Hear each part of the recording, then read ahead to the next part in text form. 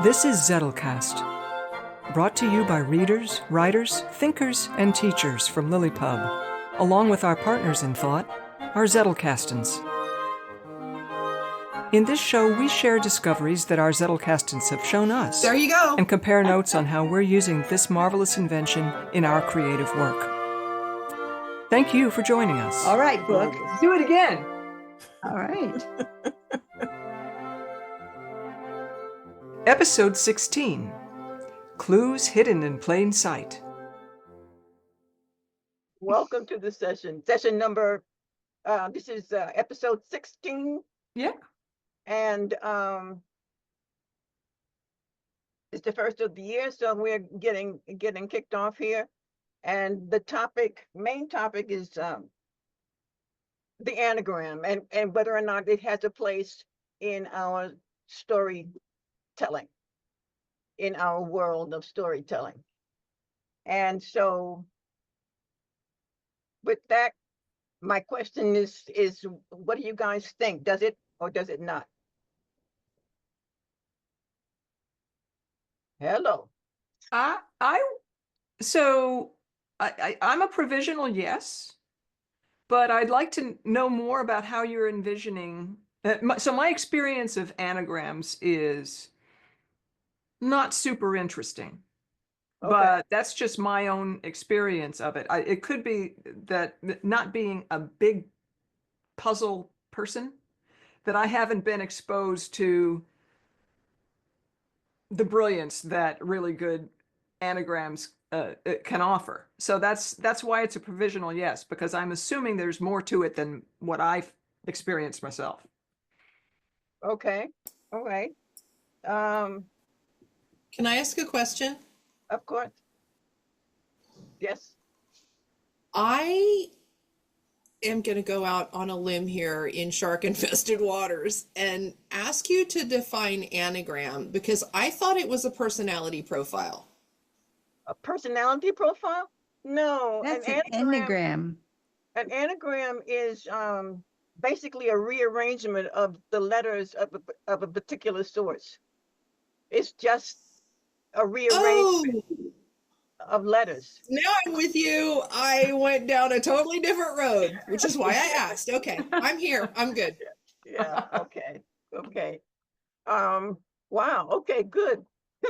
Thank you. That right, because that's why I asked in the spirit of Grandpa and hiding clues in plain sight.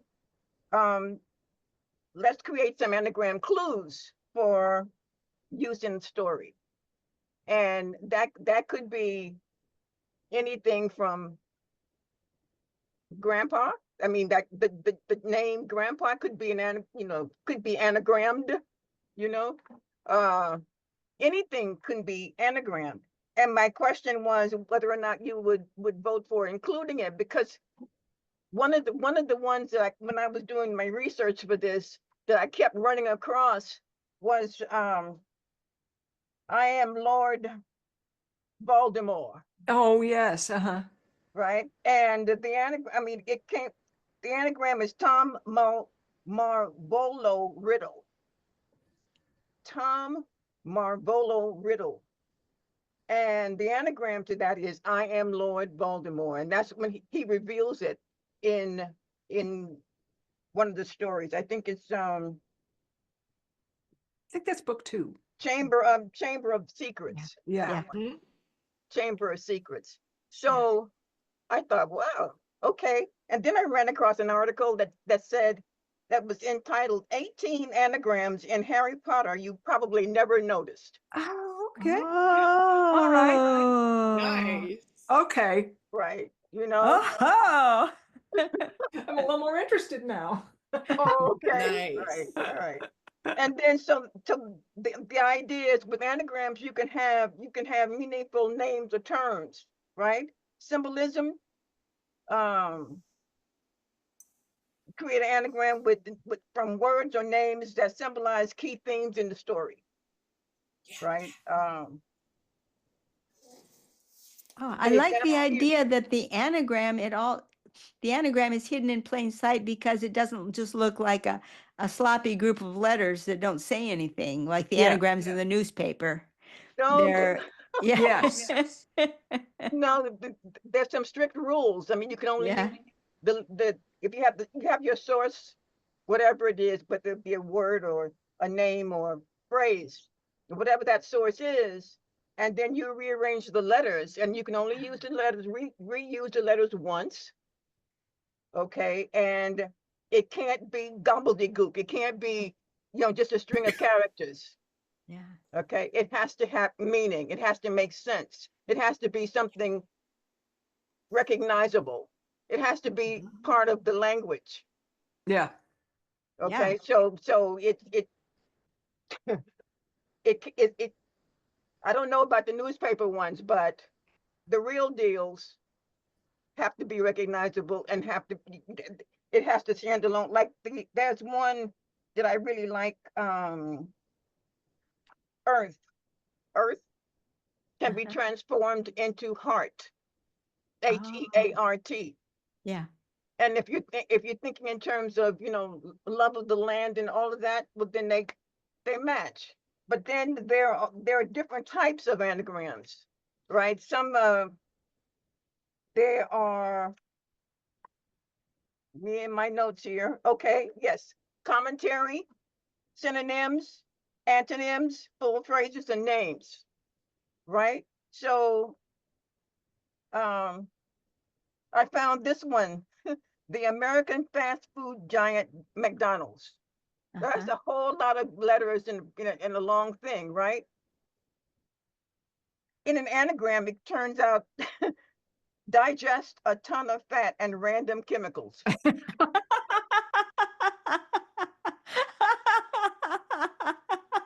That is, you cannot make that up.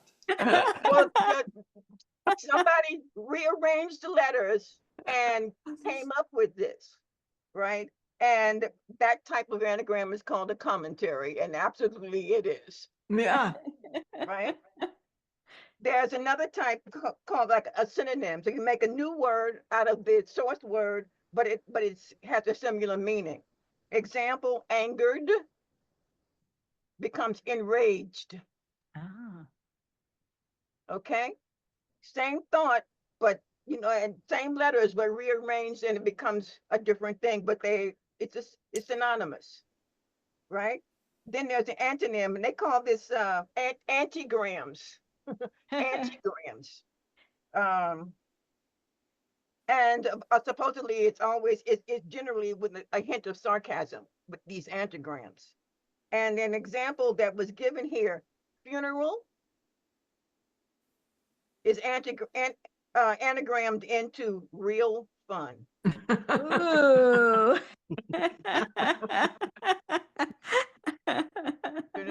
So This is so good. This Yeah. is so good, Deb. Yeah. but this is all from research. My thought is this area is rich for us. Yes. Rich for Yes. us. All we have to do is figure out what our ground rules are in the first place.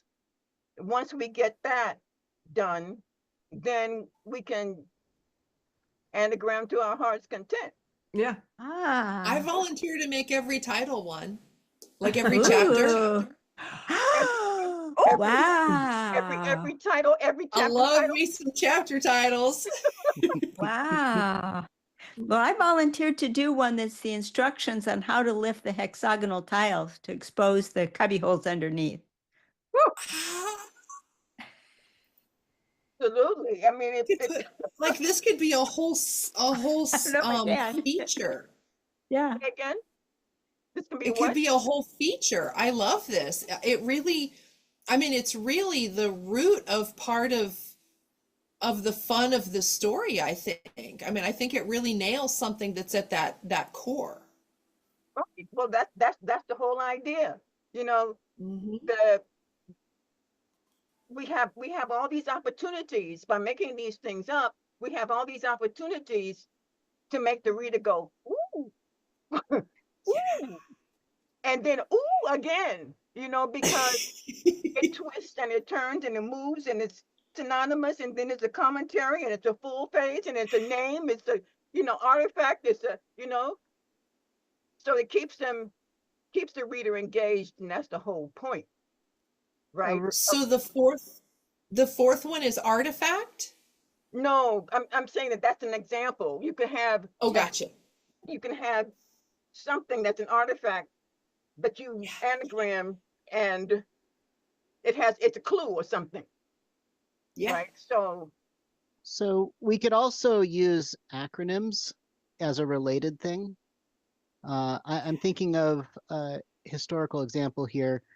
The interpretation may not be accurate, but so there's the ancient Irish writing system called OM, which is, a line with hash marks across it. And depending on how many hash marks there are and which direction they're going, there are different letters. And there's a whole lot of evidence for these, so we know which letters they belong to. And there's sort of a traditional order that they were put in, and names for them. But there are some commentators who have looked at this OM and they have rearranged a couple of the order of the letters, because if you do that, it spells out the name of a Celtic god, and I don't remember which one. So they think that this was the original order and that the order got changed later because of, persecution, Christians or something. Whether that's historically accurate or not, who knows, but it's a good story, and it's something similar that we could use. Order lists of things that make an acronym, and then you can do an anagram. We could make it as complicated as we want. Wheels within wheels, absolutely, yeah. And that reminded me of Cockney rhyming slang. Mm-hmm. Oh, yeah. Mm-hmm. What, Do like, you know what is that? Cockney rhyming slang is? Kathleen, you look like you've never heard of it. So it's I'm just going to read from the AI summary. It's a form of coded language that originated in the East End of London in the 19th century.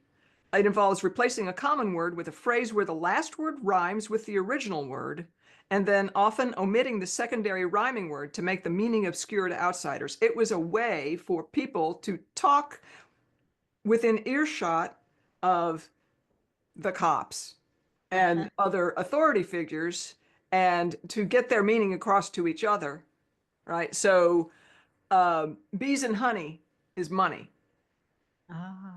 Dog and bone is phone. So you'll hear a lot of that in funny British stuff, where they just drop in the well-known Cockney rhyming slang. But you're opening up a lovely vein of all sorts of wordplay.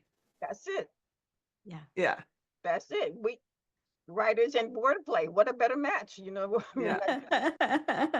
Well, and the cool part is, as a collective, adding this level of complexity or additional meaning is something we could do. As an individual writer, there's no way. I mean, you'd have to be Tolkien and, write for 40 years to be able to write a story and include all the things that we want to do. So, I mean, this is just another cool aspect of the wheels of the collective that are possible. Yeah. So wait, Deb, I've got the first three and the fifth one is names. What's the fourth one? What's the what? The first The one fourth thing that comes after antonym. got commentary, synonyms, antonyms, full phrases, and names. Full phrases. Full phrases. phrases. Okay.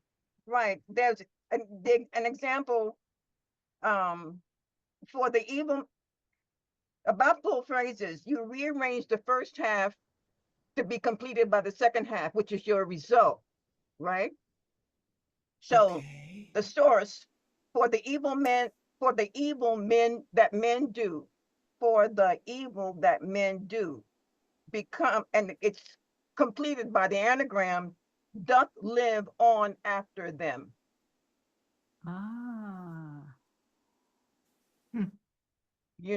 So I mean, this is really a way to tickle your brain, Mhm. while you share a funny with your reader. That's awesome. Yeah. One of my favorite poets, Anne Sexton, used to use this all the time. She had a poem, "Rats Live on No Evil Star," which is forward and backward. Oh, yeah, It's palindrome. a palindrome. Yeah. Right. So, oh yeah, there's lots of cool stuff we can do with this. See. And just to And- throw another thing into the mix to, make it even more fun, there's also the idea of gematria, which Oh yeah. which involves the way that I'm familiar with it. It's a type of numerology where in Hebrew you've got a number assigned to each of the letters, and when you add them up, you might see that this particular word adds up to 22. And then, so that means it's related to other words that add up to 22, for example. And, there's a long history of finding meaning by looking at the number values of the letters and comparing them. And there's rules for how you can add it up and how you can simplify. And I don't know a whole lot about it, just a brief overview, but people have been having a lot of fun with that and finding meaning in the craziest things for hundreds of years, thousands probably. Wow. Wow. I went down a rabbit hole over the summer and read a couple of books on that, which I'm a natural born skeptic and kind of argumentative by nature. And after I read these books, I was like, this is pretty crazy. But yeah, that is a whole nother level of fun that I think is really kind of the sweet spot of what I imagine our readers to be. This is going to appeal to people that love wacky puzzles and having fun for the fun of it, and then discovering that it all has meaning. I mean, I'm week to week, I'm more and more dialing into who our readers are going to be, and that just makes it that much more fun for me, because now I kind of know what they want, and that's when it gets fun for the writer.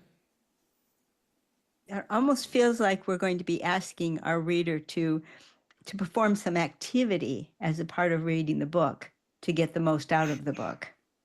And I'm reminded of Yeah. You could do puzzles, right? Yeah. So interactive puzzles, what, talk about engagement, right? Yeah. Yes. And Go ahead, because we Victoria. have the Roanoke private area, we can have like bonus material. You can't get there until you solve the thing to get access. oh, Yeah. Earn your way. Yeah.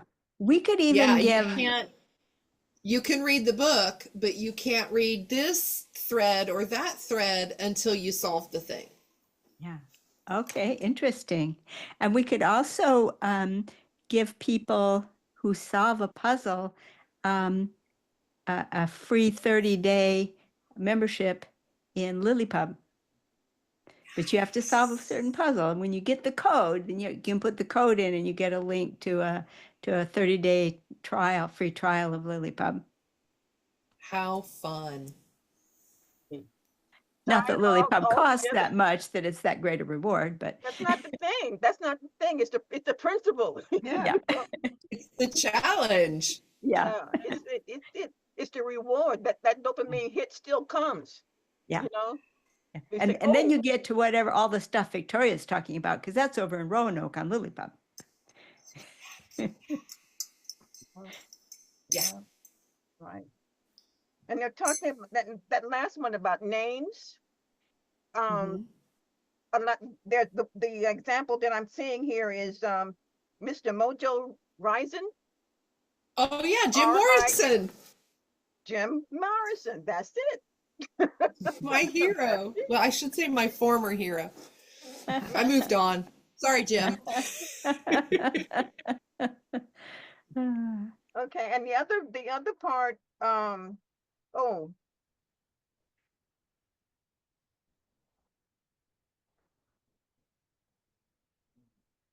So anagrams can be used for comedy, like dormitory, maps to dirty room, or debit card, maps to bad credit.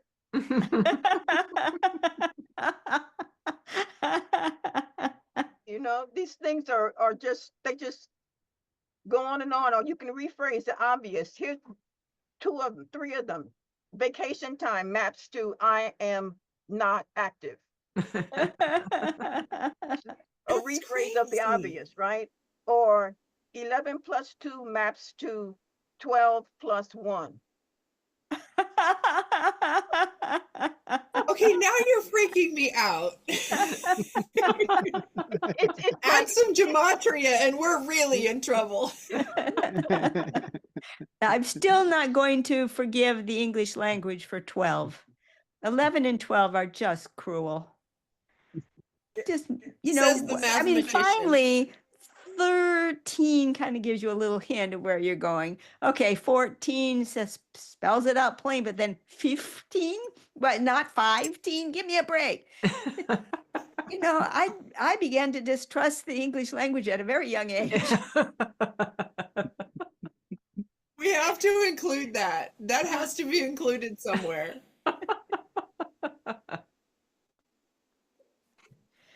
okay, so that means I take it that everybody says anagrams should be included in what we're doing here. I think the eyes have it. Yeah. Yes. Absolutely. Yep. Okay, and so the next question related to that was, do you think software involvement should be allowed? Huh. My position is I don't see how it possibly could not be, because the more letters you have, the more convoluted the anagram can become.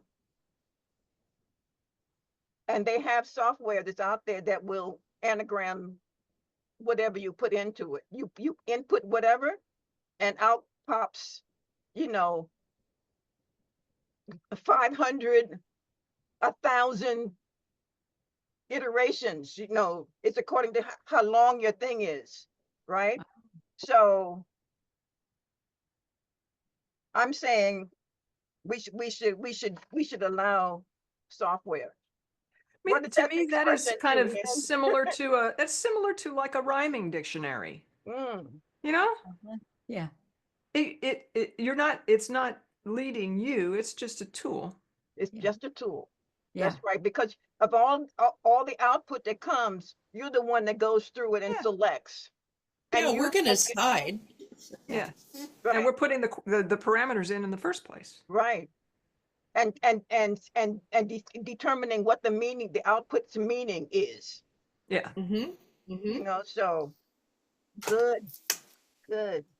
All right. So any more want to be said about anagrams? Well, I would like your bib cards on whatever research you've been doing. Okay. I'll salute with the proper hand. Okay. Yes. Busted. Okay.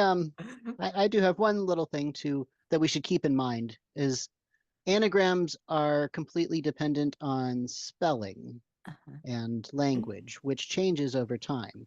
So depending on how long this game has been running, some of these anagrams may not be particularly obvious to people or even intelligible to people because the spelling of the language has changed or the language has changed enough.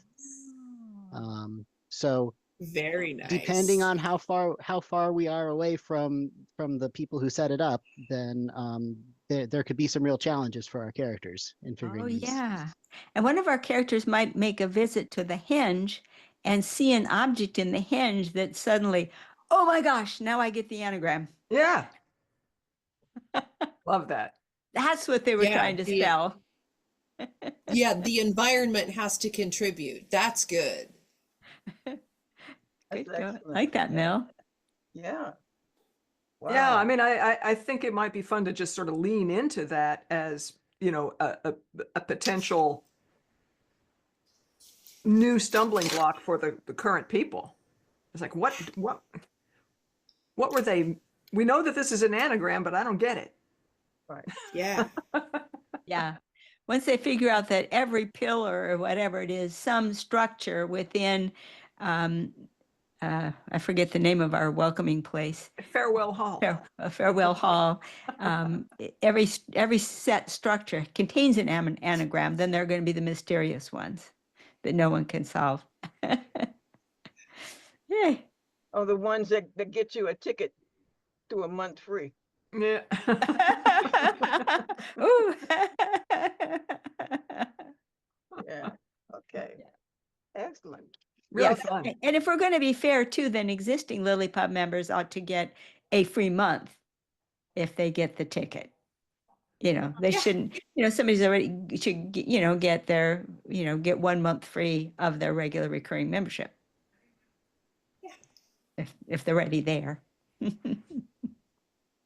All right. So, oh, I didn't. Approaches that can be used. Okay. Meaningful names or terms, historical or mythological references that you can, these are sources like Zeus can be changed into something divine, and meaningful in whatever context we decide. Then there's character development, and under that is alias. So we already looked at Tom Marvolo Riddle. And then there's the idea of revealing truths under character development, where a character might turn around and find out that his or her own name is an anagram. Ooh. Oh. Ha. Become obsessed with solving this anagram, and the solution when they find it tells them something. It causes something to happen. So Oh, all sorts of just, yeah, huge opportunities here. Yeah, And then- exactly. and then there's world building, interactive puzzle, and a blend of the familiar with the fantastic. And that was, again, the example that I gave out before was heart turned from earth, right? So, and then it's the idea of layered mysteries, which I call wheels within wheels, Mhm. right? So that's the end of my presentation with, I gave it the different types. We talked about the different approaches. We talked about the software, and I promised to give out a handout. Yeah. Okay. So, and the next area was, where do your stories come from? Ah. Where do your stories come from? Is it when you go for a walk, when you're in the shower? They come from your dreams. They come from conversation. So I went running through the internet, looking around for where did their stories come from. I wanted to see some famous people. What some not famous people, but famous authors. And specifically, I was looking for famous fantasy authors, right? And so we have Tolkien, J.R.R. Tolkien. Mhm. His inspiration, his love of languages and mythology, particularly Norse, Norse, and Anglo-Saxon sagas, inspired the creation of Middle Earth. He famously said that his stories grew out of the languages he created. Now check that out. you know, I keep thinking about when I think about a language being created, I think of what is it? Star Trek, um, Klingon. Klingon. Thank you, Klingon. And I because in my mind, Klingon is, and I don't even know German, but that's what it sounds like, feels like to me. It's so guttural, you know. It's so that's so the idea of creating a language and by creating a language, you come up with a whole world. That's wow. That's talk about digging deep. That is that. But that tells me that the language is a hologram of the world because we project our world into our language. Yeah, because any decision that you make about how your language treats, how your language expresses concepts, or even if it can express a concept, tells you about the sort of life that the people that speak that language would have to have had. Right. Yeah. I ran into a situation where I found out, and I don't remember the name of the language, but in this African tribe, this language, there is no such concept as I. They don't have I. There's only we. They don't. I is they can't think in terms of I because they don't have it. It's not there.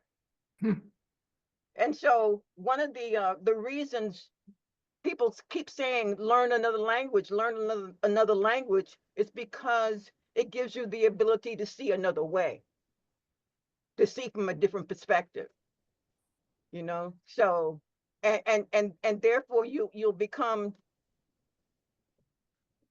I think, a more generous person, you know, because you say that, wait a minute, these things are just a things that people agreed, this section of people have agreed that this will be true, but this other section of people, they may not have even heard of it, whatever it is, right? And you stand between them, knowing both things. So that has to do something to your mental adjustment. You have to make a mental adjustment to be there. To otherwise you have, what is it, cognitive dissonance, Mhm. you know? So uh language. Mark It's Twain. very funny. Hold on, let me interject there. It's very funny that you mentioned that because something, and I don't have that notebook here, it's over there. But something that I was working on in terms of the story whole, because I'm kind of looking at it from a getting everybody through it perspective. I was looking at theme. And for me, not only because of our origin story and where the elders are coming from, but the evolution of the languages, the way language is used, including, you know, the elements of play and of the note boxes, all of those things to me are pointing very much to theme and exclusivity as an important base for our theme, or inclusivity, depending. I mean, I think everything that we've talked about in my mind speaks in some way to either being excluded or included, and what does that mean for the characters and for how they develop. So that's something that I'm kind of chewing on in the background, is this language piece. Like you said, cultures that don't have a pronoun for I, or, you know, cultures who use, whether it's, you know, cultural capital or particular kinds of language, like Julianne, you know, with the using the Cockney juxtaposition as a way of excluding something. I mean, I think that's something that I will keep in mind as we go forward and think this through, because I think exclusivity is presenting itself as a really powerful theme. And I think that's going to be, I think it's going to make the story resonate on a lot more levels than just kind of a fun romp, you know? That's really the center of the portion of the story that I'm creating, which is of two individuals, one in the ancient and one in the modern culture, of individuals who've just been, kind of ignored, patiently tolerated, not really included in the society, finding out that they actually have something of value to offer to the puzzle as a whole. Yes. So, And but where do stories come from? Yeah. Yeah, very good. going back there, yes, and Mark Twain liked to travel. That's how where he got his inspiration from, because basically he was an eavesdropper, Experience right? collector. That's it. That's it. And then he would collect these experiences, let them ruminate in his head, and he would basically write something with a comment on it, So that was one of the things that he did. Margaret Atwater, her inspiration, dystopias are inspired by history, particularly totalitarian regimes and ecological concerns. Okay. That's Atwood, right? Margaret Atwood. Yes. Yeah, Margaret Yeah, Atwood. Atwood. Mhm. We heard what you meant, not what you said. What did I say? I thought Didn't I she say said Atwood? Edward. Anyway. I thought so too. Yeah. Okay, and Ray Bradbury, his childhood experiences, love for libraries, fascination with Mars inspire his work. He once said, "I am a collector of metaphors." Ooh. Right. And one of my favorite books, Metaphors Be With You. Metaphor be with you. Right. So Best t-shirt ever. I'm sorry. Best shirt ever. Oh, yeah. I got that. Yeah, I definitely have the t-shirt. I got it. Right. Um, and whom else? T.H. White, Our Theory and Legends and the Moral Complexities of Leadership. Mary Shelley, Frankenstein. The idea came from a ghost story of challenge at a summer gathering with Byron and Percy Shelley.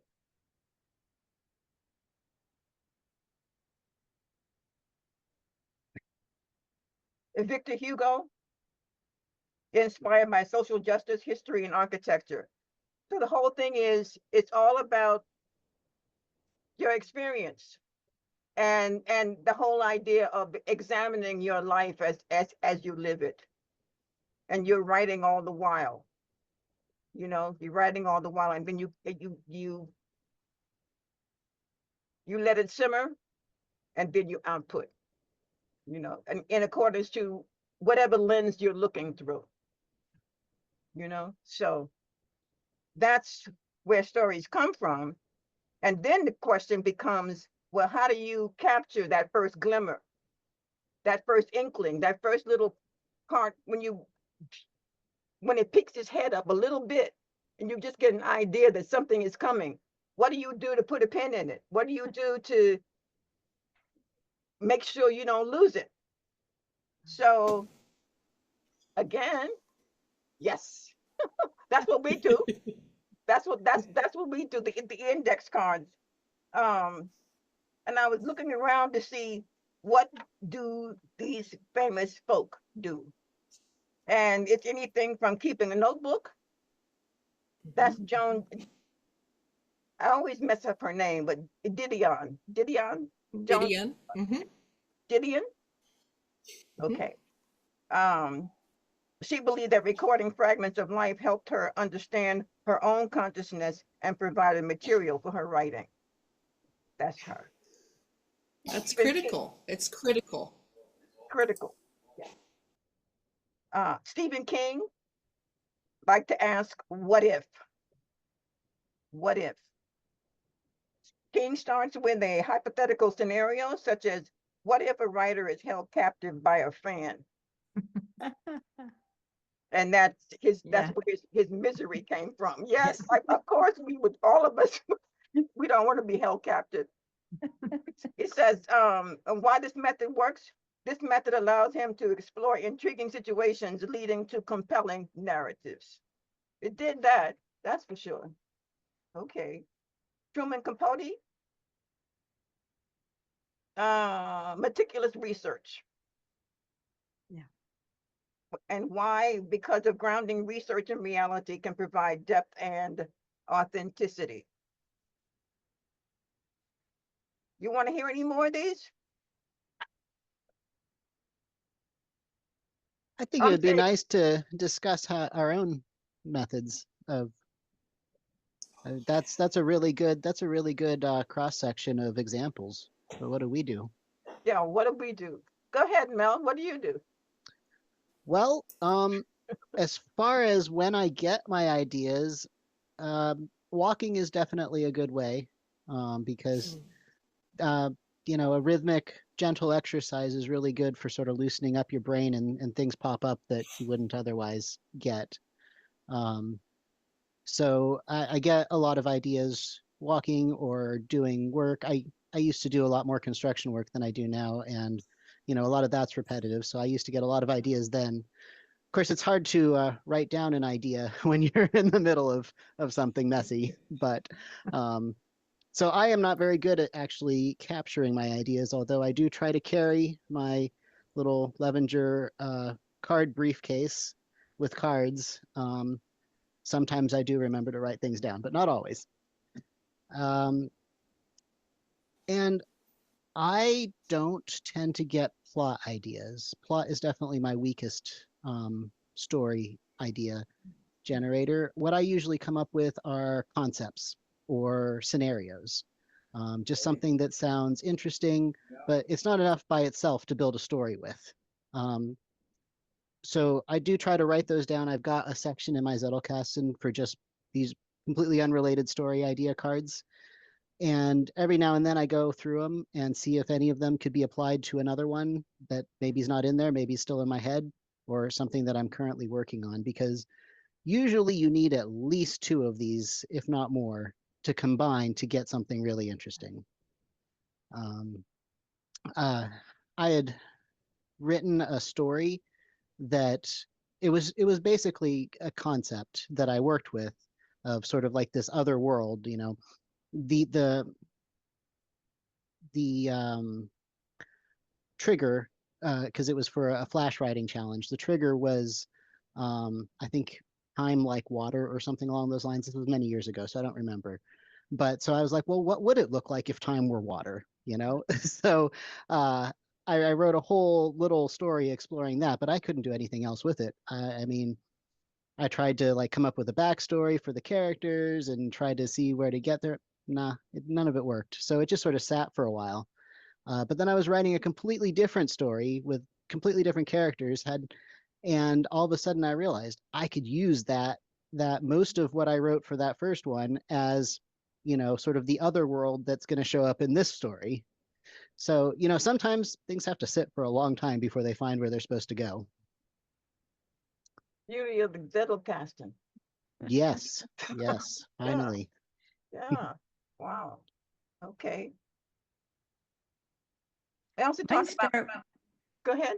mine start with people who are in my mind. The characters come first for me, and I hear them talking and I hear them making decisions. And I think to myself, my goodness, what on earth did he do that for? And then that's what I kind of capture is I have like you, Mel, I have a section in my Zettelkasten for ideas, and it's got ideas for scenes and situations. But my section on ideas for characters is the one that seems to get the most traffic. And with regard to the book Misery, I had the misfortune of reading that book, and it took over my brain for more than a year. I can't read things like that because I need to correct everything. I end up being forced to have daydreams. I don't recall sleep dreams, so I can't even make use of good sleep hours for it. I have to resolve everything and make everybody be good. And so of course, in my version of Misery, she's a very polite fan, and so she just hangs out at the restaurant while he's eating the meal at the end, and the nice guy at the hotel alerts her whenever that's happening. She just kind of keeps her distance out of respect, but gets to look at him in real life while he's there on several occasions. So as it happens, he's heading off the mountain, and so she doesn't have any reason to be there still. So she's heading home and sees him sliding off the road. And like the story, she's a retired nurse, but she takes good care of him. And then when he writes he kills the heroine in the book, she's devastated. She's heartbroken. She is in misery over the loss of this character. And he comes to realize how important this character is in her life. And he feels remorse at having killed his heroine. So he chooses of his own free will when she sets him up with the wheelchair and the workspace. He chooses of his own free will to rescue the character. And things like this happens, and they fall in love, of course, but she realizes that it's doomed. That being a nurse, she knows that there's this love that patients can have for their caregivers that's just very situational, and she realizes that her love is fandom and not real. But here they are feeling this love. So at the end of it, they decide he's going to go home for a certain length of time, and then she'll fly to New York and meet him in his world, and they'll know when they see each other again whether it's real or not. And of course, by then it isn't real. But in the meantime, his daughter falls in love with her as a stepmother because of how well she's taking care of her father. So they end up very good friends, and she and his daughter end up very, very close friends. So it ends with him coming back for another year writing his book, and they have dinner together. See? I like that story so much better. I hated this. Well, number one, I hate horror and I hate gore, and Yeah. I'm just a pansy. So Yeah. I just want to read your story instead. Okay.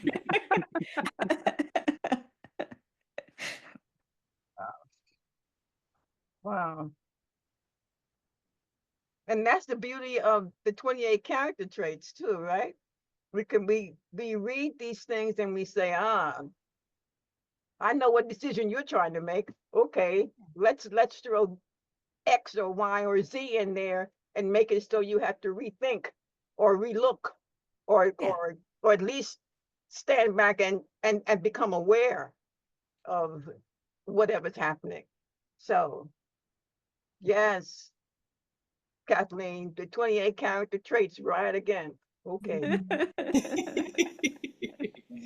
Yeah, they do. Okay. So that was the what if and the eavesdropping. And there's also the visual prompts. This was Vladimir Nabokov. Nabokov. Mhm. Nabokov. He drew inspiration from visual stimuli, which I definitely understand. But he's talking about, according to this, butterflies, which he famously collected. And visual elements can spark descriptive and vivid storytelling. And that, no truer words in my mind. No truer words. Hemingway was about personal experiences. He drew from his own life experiences, such as his time in the war, to inform his narrative. Okay, so. We haven't heard from Julianne and Victoria yet. Or you, Deb. Or me. Well, mine is everybody, because I've been, I'm very transparent about the state of my Zettelkasten and the state of my mind when it comes to the 28 character traits. And the state of my mind when it comes to my talking tones and whispering tones. It's I'm trying to make them talk to me, so I can get it on paper. And so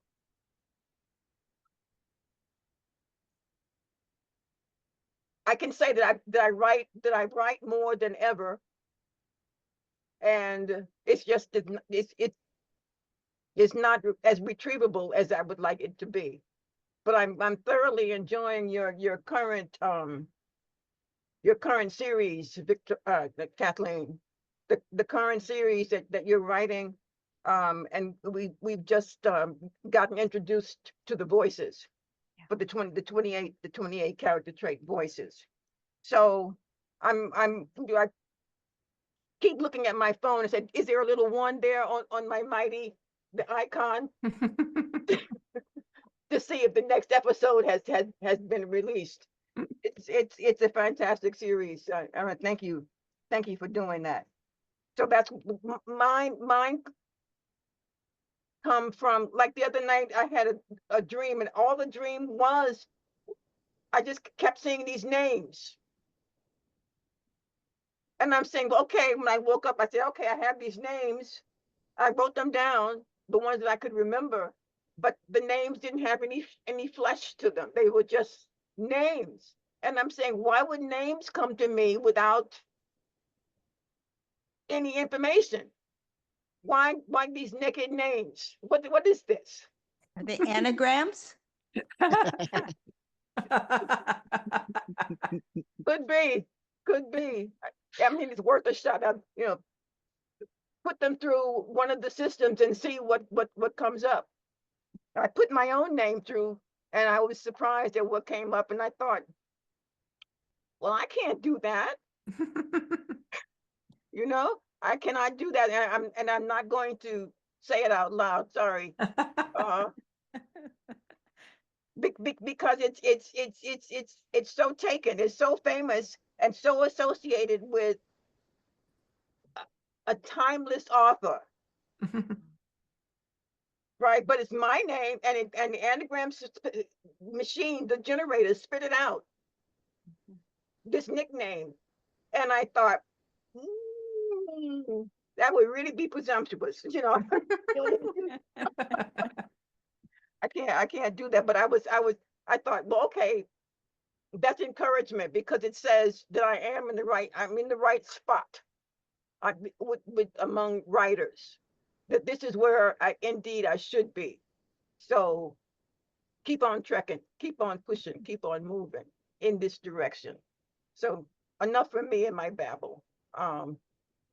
It was Julianne. Yeah, so my story ideas are, it's not like I have a plentiful trove, but if I look back at what the pattern for me has been, I feel that it tends to be show others how to do something properly. Oh. So that you first need to understand how to do the thing properly, but just as a kind of a teaching tool, that's where my mind tends to go, and that's where stories come up, and that's where a lot of the scenarios from this story are coming up. For example, I was over the weekend, I was reading Mortimer Adler's section on syntopical reading. And that's really fertile territory for this story. Very, very, very fertile. And just taking something that is kind of conceptual, that is meant to be an activity, but people don't know how to do it, and then just showing, okay, here's how it's done, and here's how people enjoy it. So that's kind of where my ideas have come from so far. I have one Nice. more way that I had forgotten to mention, and that is eavesdropping, because some of the conversations that I have overheard of people just out and about make great story options. Like one time I was out at a book sale, and I heard this older woman talking about how her grandmother, I believe it was, had once gotten arrested for making bathtub beer. Because she brought, it was during Prohibition, she had tenants who were German, and the tenants wanted beer. So she decided, she was like, well, okay, she'll make some beer in the bathtub for them. But The people that she bought the hops from turned her in. They called the cops, so she got arrested. Oh, That is a great story. Yeah. that's good. Yeah, that's People good. she bought the hops from, you mean, wow. They Yeah, didn't have that's good business sense, did they? Yeah. Right? Yeah, seriously. That's funny. Yeah. Okay. All right, Um, so were you about to say something, Victoria? yeah. No, go ahead. No. Okay. So now I was just going to say it's 1 o'clock, and there was the last.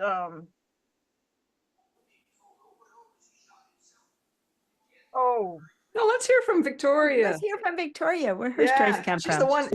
one. She's the writer. Okay. Uh, Mine's pretty specific. First, it almost always comes out of something in what Scott would call my zone of fascination. In many cases, for me, writing is an opportunity to indulge things that I really, really love and spend more time with them and live in a whole world with them. So things like the Voynich manuscript, or like, hanging out with cattle and cowboys, or just a lot of the things that appear in my novel are things that I'm fascinated by or I have a deep love for. And for anyone that's been a student of mine, that's something that I always talk about when I talk about mining that deep well of inspiration within yourself, because everyone has had the experience of reading a story by a writer who really loved what they were writing. Louis L'Amour. I mean, come on. Stephen King. You can point to those people that have a deep love and fascination for what they're writing about, and they're so excited to just share that love with their readers. That's ultimately the kind of writer that I am. And the second piece of that is to chime into what Julianne said, which is teaching. At my heart, I have always been a teacher of something. And that goes back to my zone of fascination. I love learning about things that I'm fascinated by, and then I love taking that to anyone who will listen and go, "Oh, hey, look at this. How cool is this?" and sharing that information in hopes that either they pick up the thread, or maybe it sets them on their own journey that's potentially adjacent to that thing, but it in some way shares that spark with someone else, and then it continues that journey. So I think at the base of my wanting to be a writer is having a deep want to serve, to be of service. And for me, that happens through my writing and the things that I am fascinated with or passionate about, and finding a way to share them and hopefully light somebody else's spark. did you use in the course of what you just said? It sounded like you said Zettel fascination. Did you say that? Zone Zone of. of fascination. Zettel fascination. No, zone. Zone, Hmm? like being out in the twilight zone. Scott refers to going into your zone of fascination to find the lane of things that you want to study or teach about or whatever. You have to be in that zone and read deeply. And so it was calling back to his concept of, if you're in that zone and thinking about what you love and what fascinates you, your best work or your best teaching is going to come out of that. That's what I meant. But your Zettel fascination could certainly work. Yeah. It's all the same, really. That's where it's going to end up. Okay. Well, with that, the last one, I don't know if we were at 1 o'clock. So do we stop or do we do the third activity? The third activity was what do you do to do your warm-up exercise? What is your favorite writerly warm-up exercise? What is the thing you do to get you in your writer's mood? You know? We could spin through that. Hmm? We could spin through that quickly. Okay. Okay. So there is the idea of morning pages and writing a letter to a friend. There's even I think his name was Bill Masterson, who started a correspondence school for people to write, to learn how to copyright. And one of the things that he talked about was copying great copy by hand, similar to what, you know, the old painters used to do. They would go and they would copy their favorite painters to get into the mindset of what that person was doing, how they were thinking, you know, how it's flowing. Right. And then rewriting a sentence 10 different ways is another way to do it. Right. Describing the room around you, word association, writing from a prompt, well, we know about that one. Character monologue, describing an ordinary object in an extraordinary way, some kind of way. And write a dialogue scene with no context. Now, how do you do that? How do you write?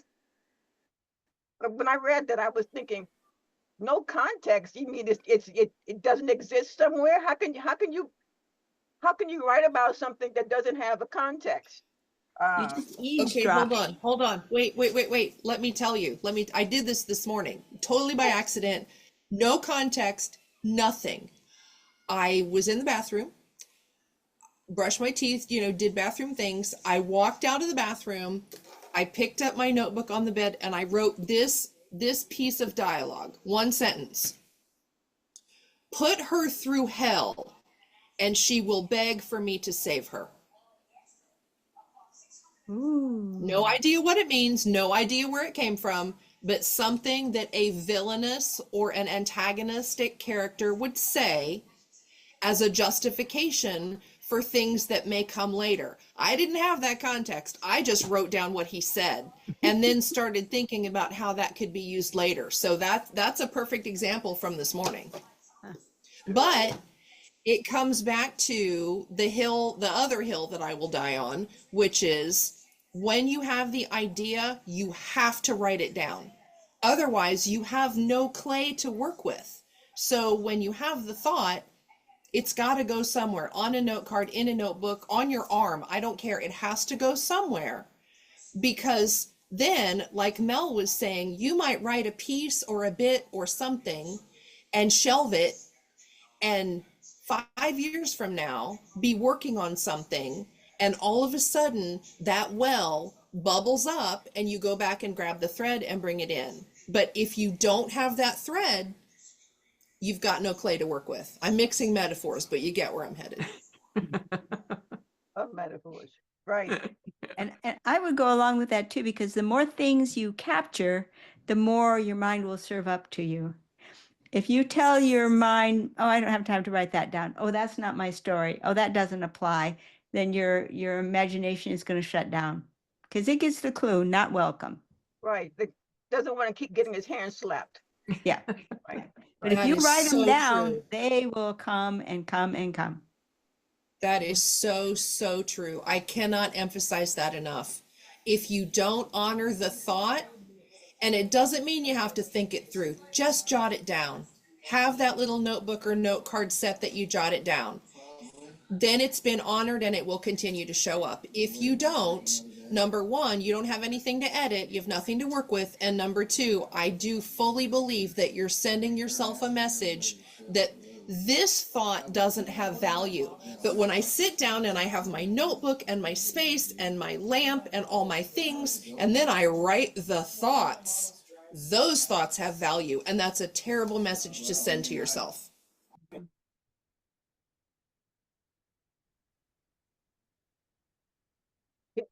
It's like I can succeed, but only if under these very strict Mhm, description, this circumstance.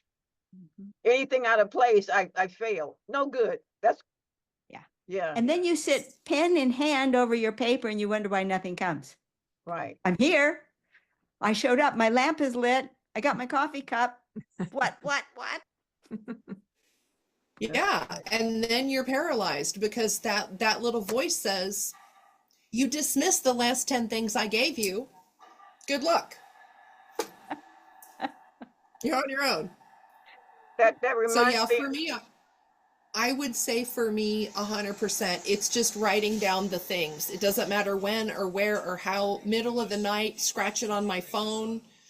It doesn't matter. Just write down the things. And then I would go back to that fascination zone where if I'm needing material, I go read. I don't believe in writer's block. I believe in writers having not enough information. So go. Yesterday, I watched an hour-long I didn't watch, I listened to it while I was cleaning, a documentary about Leonardo da Vinci. And I thought to myself, I really miss sketching. I used to sketch and paint all the time. And I literally made myself a note. I'm going to set aside, even if it's 30 minutes a week, and I'm going to go and I'm going to copy some of Da Vinci's sketches because I love doing that. It's copy work, but it's not words, it's pictures. Just because it works a different part of my brain. And I thought, that's a practice I miss. I'm going to build that back in for a while. So 100% copying others or jotting those things down or diving into that zone and just grabbing a spark from someone, whether it's a writer, a painter, whatever, just find a spark and grab it. That always works for me. That's like Mel was telling us that painters did as part of their training. Yeah. One thing Yeah. that's been helpful for me, I've got cards aplenty that aren't ready to file yet. And it'll be generally the first idea, but not the reaction. And so that's a good way to just get warmed up, is like revisit that card from 2 weeks ago and, all right, what's my reaction to that? And as you said, a lot of times it's, well, I don't know what my reaction is. Well, get on that. What would it feel like if you did know what your reaction is?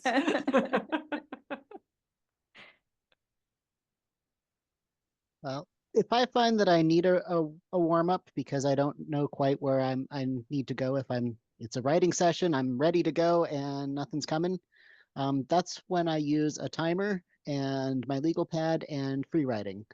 And I just set the timer for, whatever, 10, 20 minutes. And it's like, okay, we're going to write about anything for this time.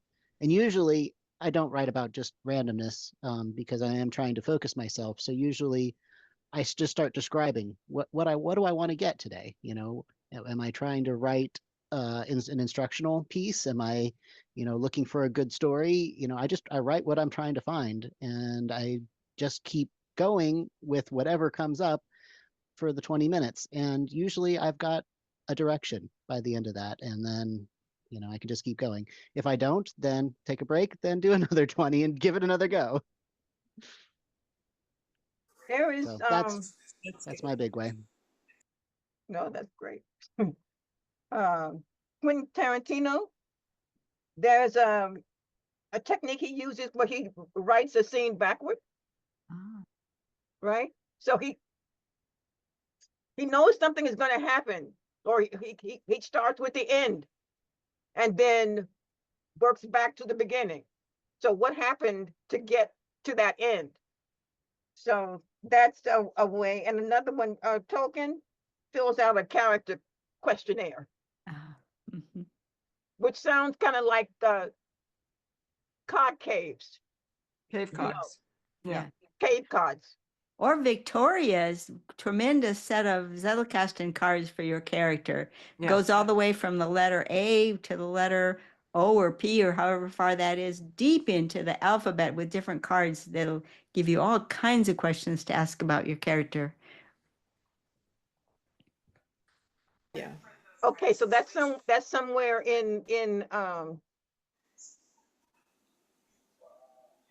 fusion Yeah. writing. Fusion writing. Yeah. Right.